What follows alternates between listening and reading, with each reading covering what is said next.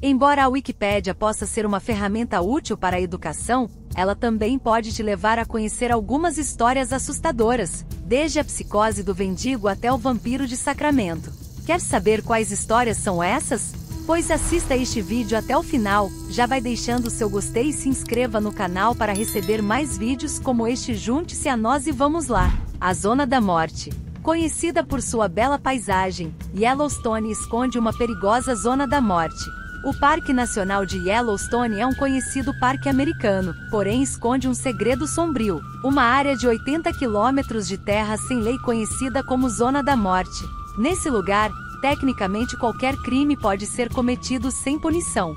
Embora existam termos jurídicos complexos, um crime cometido na Zona da Morte teria que ser julgado constitucionalmente e incluir membros do júri dessa zona. No entanto, como essa área de Yellowstone não é habitada, um júri não poderia ser formado e, portanto, o criminoso não teria um julgamento justo. Isso significa que o caso seria arquivado. Além disso, o governo federal tem jurisdição exclusiva sobre a área, de modo que os promotores estaduais não seriam capazes de agir, mesmo com plena consciência da brecha legal desde 2005. Assim, o lugar para o crime perfeito permanece. Psicose Vendigo. O Vendigo, uma famosa criatura mitológica do folclore nativo americano, é um espírito canibalista. De acordo com as lendas, o Vendigo é possuído por um insaciável apetite e matará qualquer pessoa que cruze seu caminho. No entanto, embora isso possa parecer apenas um mito, há uma possibilidade preocupante de que seja real. No século XIX, alguns psiquiatras postularam a existência da psicose do Vendigo, descrita por especialistas como uma insanidade culturalmente condicionada. Supostamente, ela se manifestava quando uma pessoa era forçada a participar do canibalismo, momento em que ela sofria uma ruptura psicótica e se transformava em um predador feroz e frenético. Um famoso exemplo disso envolveu um caçador da tribo Plains Cree chamado Swift Runner. Durante o inverno de 1878, ele e sua família estavam passando fome, e quando seu filho morreu, eles foram forçados a comê-lo. No entanto, mesmo com suprimentos alimentares a apenas 25 milhas de distância, alguns dias depois, Swift Runner, que antes era estável, brutalmente assassinou e canibalizou sua esposa e 5 de seus filhos. Os psiquiatras acreditam que uma vez que ele recorreu ao canibalismo estando próximo a suprimentos e não como último recurso para evitar a fome, ele provavelmente sofria da psicose. Síndrome Stallman. A síndrome Stallman é uma doença tecidual extremamente rara, mas aterrorizante. Lesões aparentemente leves podem levar à formação de novos ossos e substituir o tecido muscular danificado. Essas formações ósseas se desenvolvem em um segundo esqueleto que gradualmente restringe a capacidade de movimento do paciente. Felizmente, se é que essa é a palavra correta, apenas 80 pessoas sofrem dessa doença. No entanto, aqueles que a possuem vivem apenas cerca de 40 anos. Um caso famoso é o de Robert Lee Slack. Enquanto brincava com sua irmã de 4 anos, Slack foi atingido por um carro, ferindo seu fêmur esquerdo. Inicialmente não parecia haver consequências graves, e sua perna foi colocada em uma tala. Mas quando ela foi removida, os médicos começaram a notar a primeira série de enxertos ósseos anormais. Logo, Slack começou a ter dificuldades para se mover, e quando seus pais o levaram ao hospital preocupados, as tentativas de tratar a condição resultaram no espessamento das placas ósseas ao longo do tempo. Esses efeitos afetaram seu corpo, e em 1944 um estudo confirmou que a maioria dos seus músculos, tendões e ligamentos haviam se transformado em ossos. Ao final de sua vida, Robert Lee Slack, aos 9 anos de idade, estava vivendo apenas com o uso dos olhos, lábios e língua, preso em seu próprio corpo. O Vampiro de Atlas. Considerado um dos mistérios não resolvidos mais famosos da Suécia, o caso do Vampiro de Atlas continua confundindo os pesquisadores. Em 5 de maio de 1932, o corpo de Luli Linda, uma prostituta de 32 anos, foi encontrado em seu pequeno apartamento em Estocolmo. Ela havia sido repetidamente espancada com um objeto contundente na parte de trás da cabeça, provavelmente durante o ato sexual. No entanto, enquanto isso parecia ser um assassinato trágico, mas típico, a polícia ficou intrigada ao descobrir que o corpo havia sido completamente drenado de sangue. De maneira perturbadora, uma pista do que poderia ter sido responsável foi encontrada nas proximidades na forma de uma concha de sopa.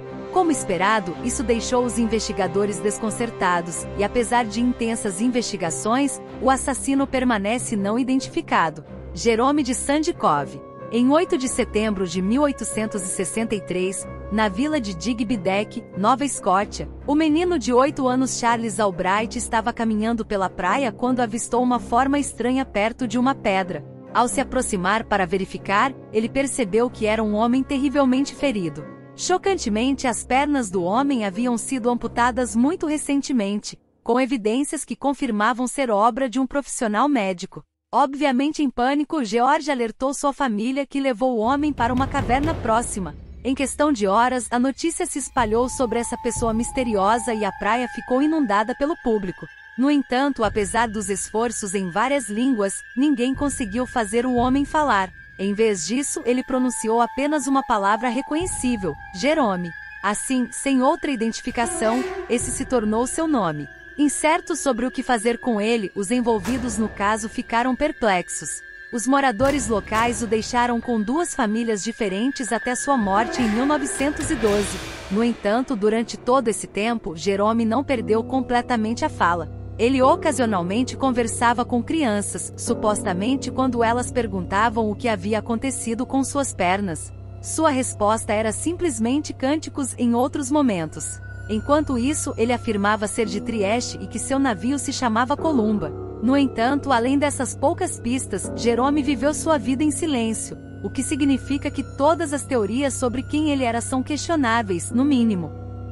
Assistentes sociais fantasmas. Enquanto a maioria das pessoas já ouviu falar dos homens de preto, poucos conhecem os assistentes sociais fantasmas, um fenômeno britânico assustador do início dos anos 1990, direcionado principalmente a mulheres. Eles chegavam à casa de uma pessoa sob falsos pretextos, afirmando trabalhar para o conselho e alegando estar lá para investigar o abuso de uma criança. Surpreendentemente, eles frequentemente tinham um conhecimento assustador sobre os moradores, pareciam surgir do nada e nunca tinham crachás com números. Além disso, seu comportamento era estranho e até parecia desumano. Em um caso notável, Elizabeth Copeland de Sheffield foi visitada por 2 mulheres que se identificaram como parte da NSPCC. Desconfiada, mas preocupada, Elizabeth permitiu que os homens examinassem seus 2 filhos pequenos. Poucos dias depois, uma das mulheres retornou, agora acompanhada por um homem. No entanto, dessa vez eles foram imediatamente hostis e exigiram que as crianças fossem com eles. Obviamente aterrorizada, Elizabeth ameaçou chamar a polícia, momento em que o caminho deles foi embora. Vampiro de Sacramento. Conhecido como Vampiro de Sacramento, o assassino em série Richard Chase estava convencido de que ele era um verdadeiro vampiro. Surpreendentemente, em meados dos anos 20, Chase foi diagnosticado com esquizofrenia paranoide e institucionalizado em 1975. Lá, a equipe do hospital o apelidou de Drácula depois de testemunharem ele matar e tentar beber o sangue de várias aves diferentes. Ainda assim, apesar dos óbvios problemas de Chase, os funcionários estavam convencidos de que o tinham reabilitado e o liberaram de volta ao público. Essa seria uma decisão fatal. Quase imediatamente após sua libertação, a fascinação de Chase pela morte ressurgiu e ele começou a capturar, matar e consumir vários animais. No entanto, logo perdeu o interesse e decidiu partir para outro tipo de presa. De 29 de dezembro de 1977 a 27 de janeiro de 1977, Chase brutalmente matou 6 pessoas em ataques que se alinhavam com sua persona de vampiro. Ele terminou pelo menos 2 dos assassinatos com um gole do sangue das vítimas. Além disso, Chase afirmou às autoridades que acredita que as vítimas terem as portas destrancadas era uma espécie de convite, e ele estava, portanto, justificado. A Besta de Jersey. Apelidado de A Besta de Jersey, Edward Louis Panel era um notório criminoso sexual que aterrorizou as Ilhas do Canal entre 1960 e 1961. No entanto, enquanto isso por si só é horrível, seus crimes foram agravados pela roupa que ele usava durante os ataques. Todas as noites, Edward vestia essa indumentária monstruosa e percorria as ruas como a besta. Enquanto escolhia suas vítimas sozinho, ele amarrava um laço em torno de seus pescoços e os forçava a irem para um campo vazio próximo, onde ele os agredia e torturava. Enquanto isso, Edward direcionava sua atenção para todas as mulheres e até mesmo meninos, invadindo várias casas. Perturbadoramente, testemunhas relataram como acordavam ao ver a máscara no canto da sala antes de serem repentinamente amarradas e submetidas às suas fantasias horríveis. Ainda pior, acredita-se que se Edward não tivesse sido capturado, ele teria se entregado ao assassinato.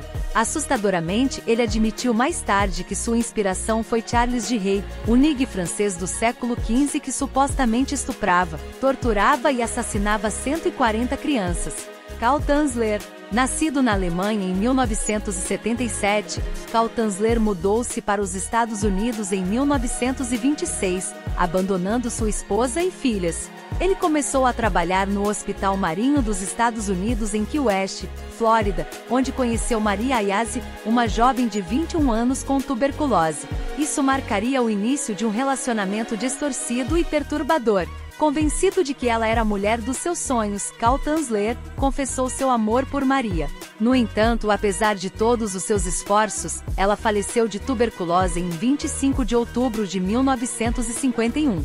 Desolado, Karl Tanzler pagou pelo seu funeral e, com a aprovação da família, ele construiu um mausoléu sozinho, que ele visitava todas as noites disponíveis. Ele se limpava, falava rotineiramente com Maria e a limpava com água.